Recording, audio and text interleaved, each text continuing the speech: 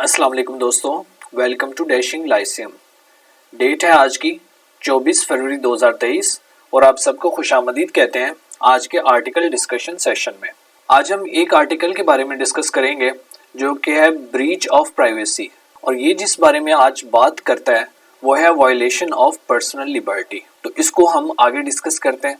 दोस्तों, इंसान के पास कुछ फंडामेंटल राइट्स होते हैं, वो यूनिवर्सल होते हैं, हर इंसान के पास वो प्रोवाइडेड होते हैं और स्टेट उसकी गारंटी लेती है। तो उसमें एक राइट है लिबर्टी का, उसमें एक राइट है प्रॉपर्टी का, और एक राइट है प्राइवेट स्पेस का भी, ठीक है, और वो लिबर्टी में ही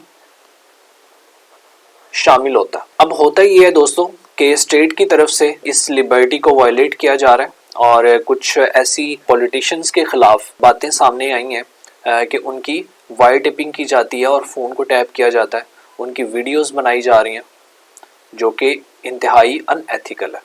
ये आप पाकिस्तान अफेयर में इस्तेमाल कर सकते हैं, ऐसे में इसके पॉइंट को यूज़ कर सकते हैं। तो इस आर्टिकल में ये बात की गई है कि एडवर्ड कॉक इंग्लैंड में एक जूरिस्ट गुजरे हैं 1628 में। उन्होंने कहा कि जो आदमी का घर है ना, किसी भी शख्स का घर, वो उसके लिए कैसल के मुतरादिफ होता है, मतलब कि एक किला होता है। उस घर में वो अपनी मर्जी से कुछ भी चाहे वो कर सकता है, ये उसकी प्राइवेट स्पेस होती है। और जो गवर्नमेंट है यानी कि जो किंग है, उसको भी इस चीज़ की इजाज़त नहीं है कि वो अपनी रियासत के अंदर उस शख्स के घर के जो मामलात हैं उनमें इंटरवीन करे। वो अपने घर में कैसे रहता है, कैसे सोता है, क्या खाता है, किंग के पास ये अथॉरिटी नहीं है कि वो उसको डिक्टेट करे कि उसको कब खाना चाहिए।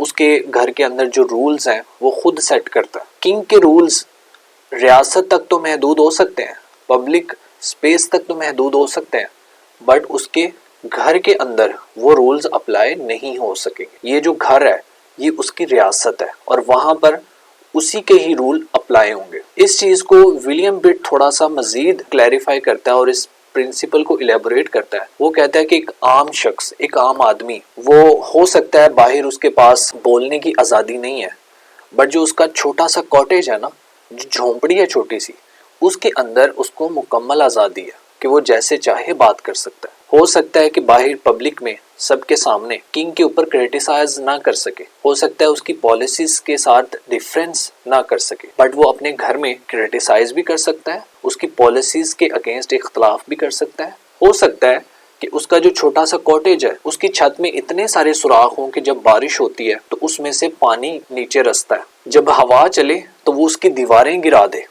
ये चीज़ पॉसिबल हो सकती है, बट अगर वो चाहे तो किंग ऑफ इंग्लैंड भी उसके घर में एंटर नहीं हो सकता, ये उसका हक है। तो इसमें बताया गया है कि किंग ऑफ इंग्लैंड या फिर कोई भी जो रियासती मशीनरी है वो किसी की प्राइवेट स्पेस में ब्रीच नहीं कर सकती, उसकी जो प्राइवेसी है उसमें कोई मुदाखलत नहीं कर सकती। हमें ये देखने को मिला अभी हमारे कंट्री में जो इल्लीगल सर्विलांस चल रही है, जो फ़ोन टैपिंग हो रही है, जो ऑडियो लीक्स हो रहे हैं, आए दिन किसी न किसी पॉलिटिशियन की ऑडियो लीक हो जाती है, उसका फ़ोन टैप किया जाता है, और ये हाई पॉलिटिकल फिगर्स के साथ ऐसा हो रहा है। तो आप अंदाज़ा लगाइए, ये कॉन्स्टिट्यूशन इसकी इजाज़त हरगिज़ नहीं देता। आज हम बात करेंगे उसमें आर्टिकल कौन से जो कि हमें प्रोटेक्ट करते हैं। अगर ये कन्वर्सेशन जो लीक हो रही है ये वाकई में जेन्युइन है, ये clear cut violation of constitution है। परेशानी की बात है वो ये है कि हमारे प्राइम मिनिस्टर्स के फ़ोन को टैप किया जा रहा है, ठीक है। अभी फॉर्मर प्राइम मिनिस्टर और जो अभी मौजूदा प्राइम मिनिस्टर है, इन दोनों के मिनिस्टर्स हैं, उनके साथ ये ऐसा हो रहा है, ब्यूरोक्रेसी के साथ हो रहा है। और ये क्यों किया जाता है इसके बारे में हम आगे चल के बात करेंगे, बट ये याद रखिए कि ये हाईली अनएथिकल है। दोस्तों, हमारी सोसाइटी में इस तरह की इल्लीगल सर्विलांस को इनकरेज नहीं किया जाता, ये अनएक्सेप्टेबल है तमाम लोगों के लिए। पाकिस्तान में इस वक्त डेमोक्रेसी है, ठीक है, हम एक डेमोक्रेटिकली इलेक्टेड गवर्नमेंट के अंदर रूल हो रहे हैं, और डेमोक्रेसी का कुछ ना कुछ फंडामेंटल्स होते हैं, और वो फंडामेंटल्स होते हैं रूल ऑफ लॉ के अंडर। मतलब एक किंग और पब्लिक, ये दोनों रूल ऑफ लॉ के अंडर होते हैं। अगर कोई किंग, मतलब किंग से मुराद है कि प्राइम मिनिस्टर अभी पाकिस्तान में, या जो टॉप रियासती इदारे हैं, लॉ को ब्रेक करते हैं, वो भी रूल ऑफ लॉ के अंडर اور اسٹیٹ کو بھی اس چیز کی اجازت نہیں ہے کہ وہ سٹیزنز کے سرٹین اسپیکٹ آف لائف میں مداخلت کرے۔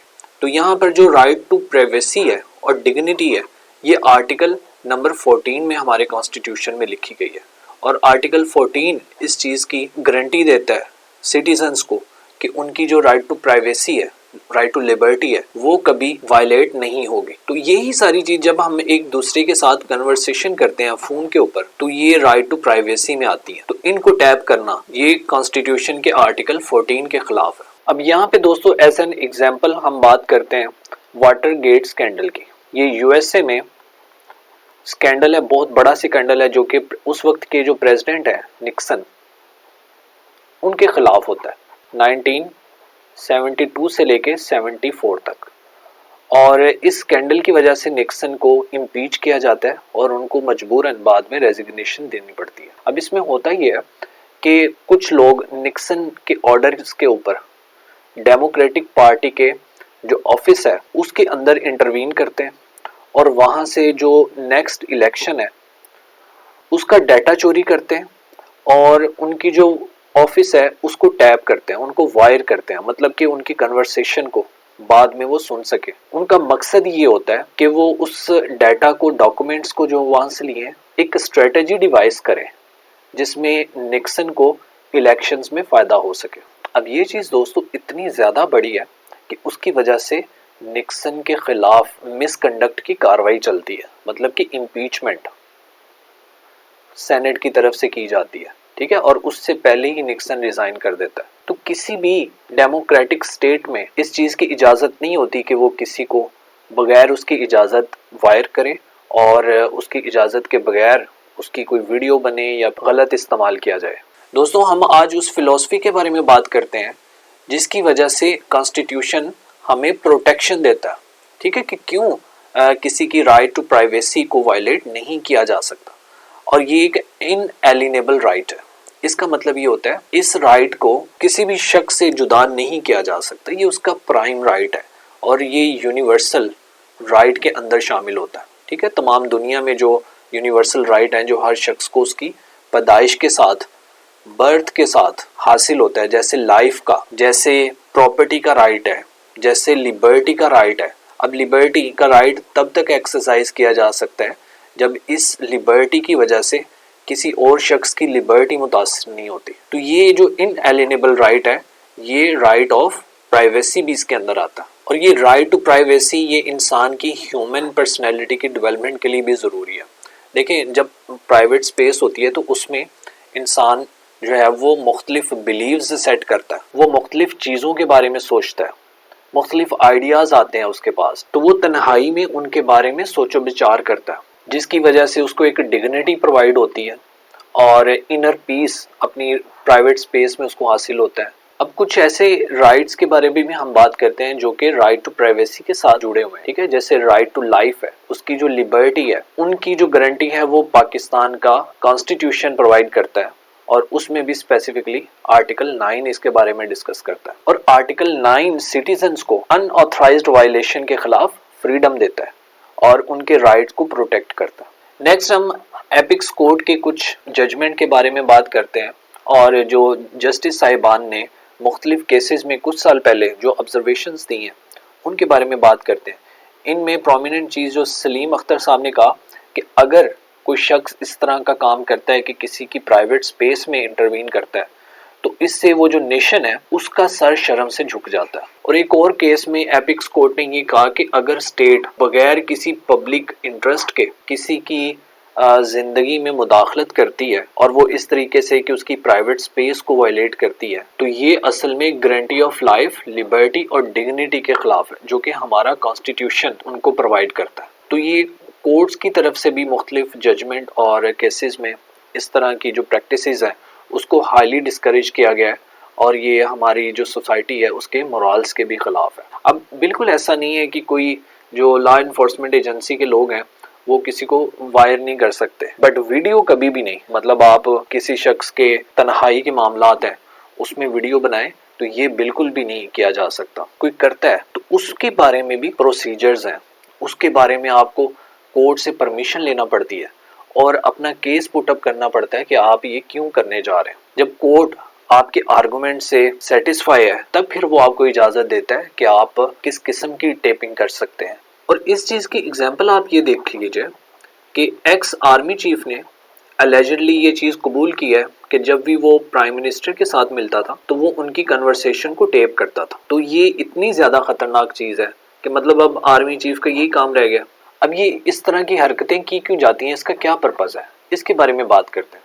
تو اس میں جو سر فہرست پرپز ہو سکتا ہے وہ ہوتا ہے بلیک میلنگ کا, تاکہ کسی شخص کو ٹیپ کر کے اس ریکارڈ کو محفوظ کرے اور پھر جب وقت آئے تو اس کو بلیک میل کر کے اپنے جو ریکوائر ایجنڈا ہے, پولیٹیکل ایجنڈا, اس کو سیٹ کیا جا سکے, اپنے مقاصد کو حاصل کیا جا سکے اور اس کو کورسو طریقے سے دبایا جا سکے, اس کی آواز کو دبایا جا سکے. اور جہاں پہ بھی یہ ہوتا ہے اس کا مطلب ہے کہ وہاں پہ کوئی رول آف لا نہیں ہے.